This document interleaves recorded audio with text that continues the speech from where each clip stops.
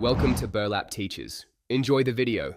In this video, I will explain how to use medium pimple rubber. First, let's cover the fundamentals. Medium pimples offer a unique blend of spin, reversal, and attack capabilities, sitting between short and long pimples. A proper grip is crucial.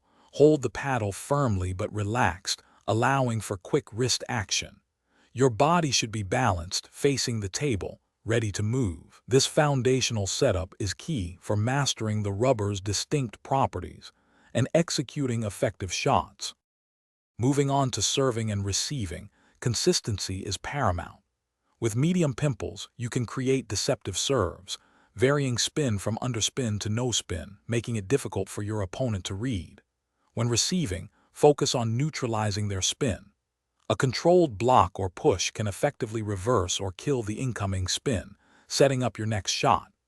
Aim for strategic placements, like the opponent's elbow or wide angles, to gain an early advantage in the rally. Now let's explore attacking and blocking. Against underspin, a flat hit or a slight topspin stroke can produce a knuckleball effect, making the ball unpredictable.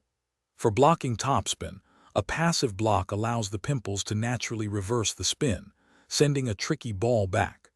You can also use active blocking, adding a subtle topspin or side spin to guide the ball precisely, maintaining control and setting up your next offensive opportunity. Finally, let's discuss footwork and game strategy.